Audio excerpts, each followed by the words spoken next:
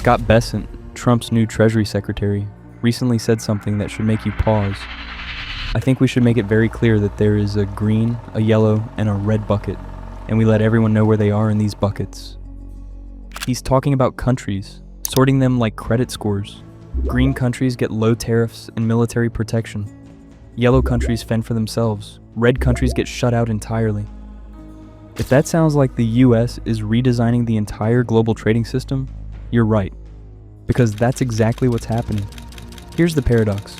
America built the current world order, the Bretton Woods system in 1944, the neoliberal free trade consensus in the 1980s.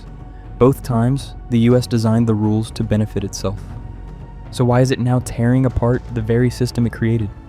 This isn't a mistake. The crazy tariffs, the stock market crashes, and the threats to our friends, it's all part of the plan. We're watching the US try to break the world's rules so they can write new ones that favor America. This has only happened twice before in modern history. And both times, it reshaped how money, power, and trade flowed for generations. The system they built and why they're breaking it. To understand where we're going, you need to see how we got here. The Bretton Woods system, established in 1944, was the first US-designed global order. The deal was simple. Allied countries pegged their currencies to the dollar, which was backed by gold. In exchange, they got access to American markets, Marshall Plan aid, and military protection. For the US, this wasn't charity. It locked in the dollar as the world's reserve currency and created a network of loyal allies against communism. American industries got export markets. The dollar became indispensable. But the system had a fatal flaw, the Triffin dilemma.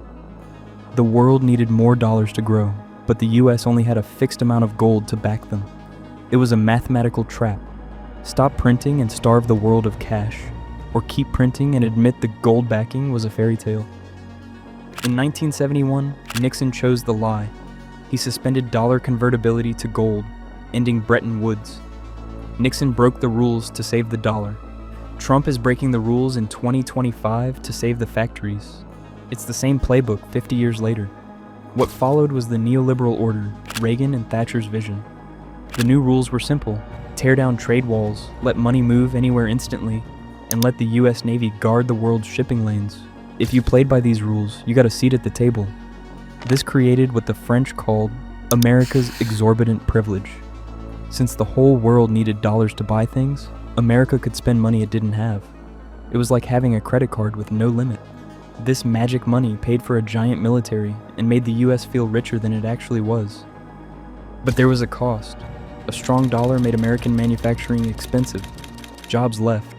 In the 1950s, manufacturing was 28% of US output. Today it's 10%. The Rust Belt collapsed. Inequality exploded. The working class got hollowed out while financial elites got richer. Then came the China shock. When China joined the World Trade Organization, WTO, in 2001, American factories didn't stand a chance. China didn't just compete, it finished what decades of neoliberalism had started. In a single generation, entire industries vanished. And because the old rules let other countries tax US goods more than we tax theirs, the game was rigged from the start. Trump's first trade war tried to fix this. It failed. Biden tried subsidies, the CHIPS Act, the Inflation Reduction Act. Factories got built, but the deficit exploded. Here's what Trump's advisors realized. Both systems, Bretton Woods and neoliberalism, created the same trap. The reserve currency privilege that made America powerful also made it weak. The strong dollar enriched elites, but gutted the industrial base. Now, Vice President J.D. Vance points out that one Chinese state-owned firm built more commercial ships last year than the U.S. has produced since World War II. That's not just an economic problem, that's a war-making capacity problem. So the question became, how do you keep the exorbitant privilege of the reserve currency while reindustrializing? Most economists say it's impossible. You can't have a weak dollar for manufacturing and a strong dollar for global finance at the same time. But Stephen Miran, Trump's top economic advisor, published a paper titled A User's Guide to Restructuring the Global Trading System, arguing you can. His solution isn't subtle, it's a complete restructuring of the global trading system. one that uses tariffs, currency accords, and security guarantees to force the world into a new order. The chaos we're seeing right now, that's just the opening move. The 7 stages of the new order. Let's walk through the architecture, 7 stages that move from vulnerability to total restructuring. The endgame? Something called the Mar-a-Lago Accord, a new global currency agreement that would rival the 1944 Bretton Woods system. But to get there, the US has to break the current system first. Stage 1, deindustrialization, the vulnerability. This is where we started. Manufacturing collapse created the opening. When you stop making things and start buying everything from overseas, you lose more than just jobs. You lose the power to build your own tanks, your own bridges, and your own tech. You become a customer instead of a creator. Trump's advisors don't see this as an economic statistic. They see it as an existential threat. If China can outproduce the US by orders of magnitude, then all the aircraft carriers in the world won't matter in a prolonged conflict. You can't fight a modern war without the ability to rapidly scale production. This vulnerability is what justifies everything that comes next. Stage 2, the breaking point, creating leverage. Trump's first trade war taught them a lesson. You can't just tariff China and expect them to fold. They rerouted exports through Vietnam and Mexico. The US raised tariffs, China retaliated, and at the end of it, China still had higher average tariffs than the US. Biden tried a different approach, subsidies, the CHIPS Act, the Inflation Reduction Act, billions in government spending to rebuild manufacturing.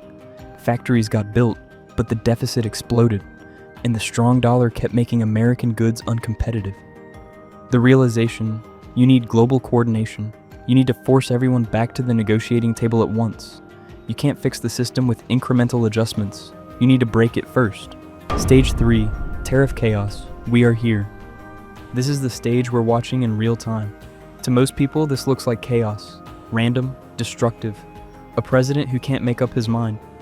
But to the architects of this plan, it's working exactly as designed. Scott Bessent has been explicit about this. He didn't initially view tariffs as a negotiating tool, but as he put it, Trump added a third leg to the stool, using them for leverage. Stephen Moran wrote that the policies he proposed would come later in an administration after tariffs had produced sufficient negotiating leverage.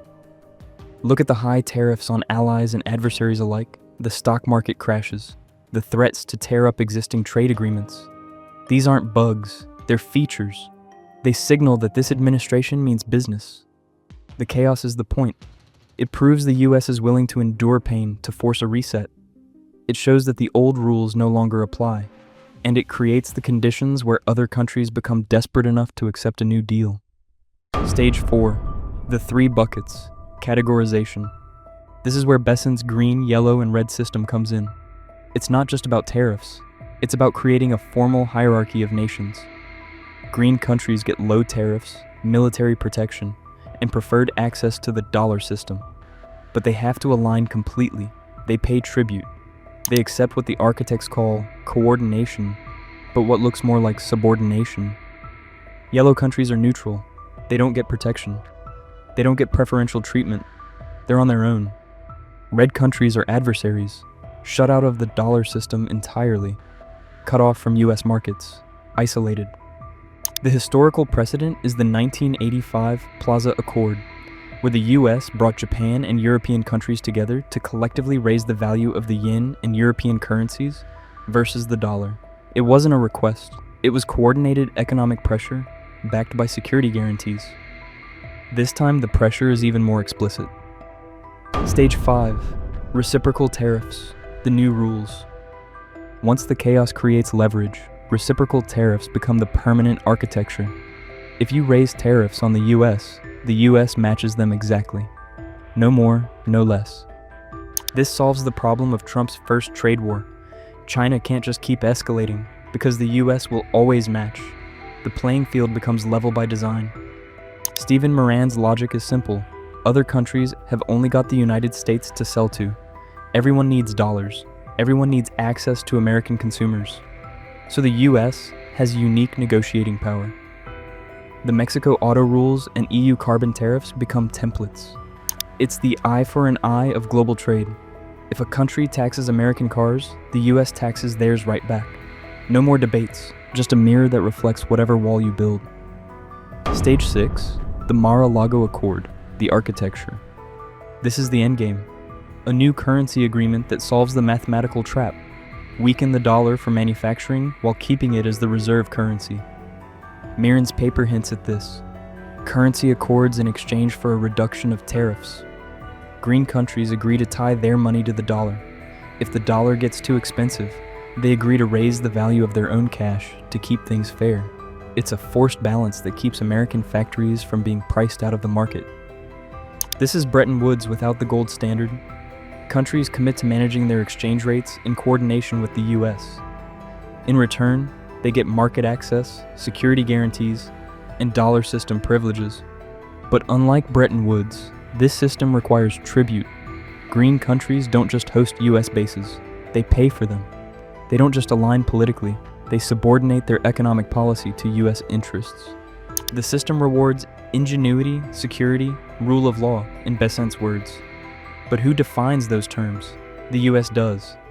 Stage 7, the new global order, the result. If this plan works, the US reindustrializes while maintaining the exorbitant privilege of the reserve currency. The strong dollar problem gets solved through coordinated currency management. Manufacturing jobs return, the deficit shrinks, but individual financial autonomy disappears. You're either in the green bucket, accepting subordination, or you're outside the system entirely. There's no middle ground. The world becomes a closed loop where access to dollars requires political alignment, where economic independence is traded for stability, where the rules of global finance are rewritten to benefit one power above all others. That's the plan. 7 stages from vulnerability to total restructuring. The fatal flaw.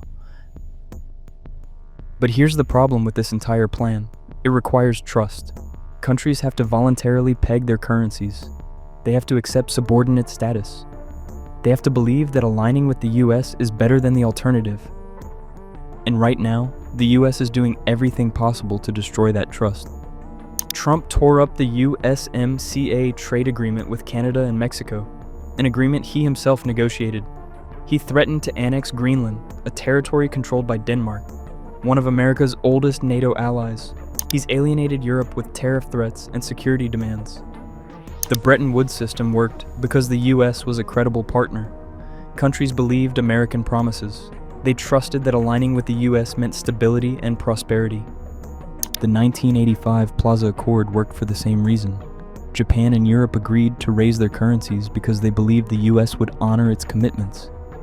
But today, why would any country choose to become a green vassal when the US breaks its own agreements? When it threatens allies with annexation? When it uses economic leverage as a weapon against friends and foes alike? Moran and Besant are smart. They've studied history extensively. They understand how previous global orders were built, but they're assuming 1940s trust in a 2020s world.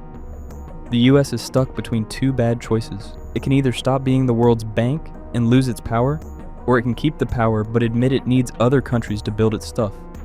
You can't be the boss of everyone and expect them to do all the work for free.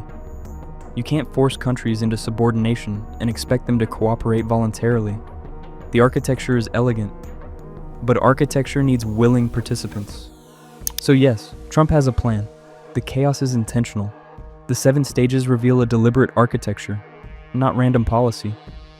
Even former Biden advisors acknowledge the current global order is unsustainable. The debate isn't whether the old system is broken, everyone agrees it is. The debate is whether tariffs and subordination can actually fix it. But the plan assumes cooperation the US may no longer command. We're watching a giant experiment. Can the most powerful country on Earth force everyone to follow new rules just by being a bully? Or do you actually need friends to run the world? The question isn't whether the plan is sophisticated, it is. The question is whether anyone will actually join it. For you, the individual, this means the rules of global finance are being rewritten in real time. Your access to markets, currencies, and capital is increasingly tied to political alignment. The next few years will determine if this becomes the Mar-a-Lago Accord or just expensive chaos.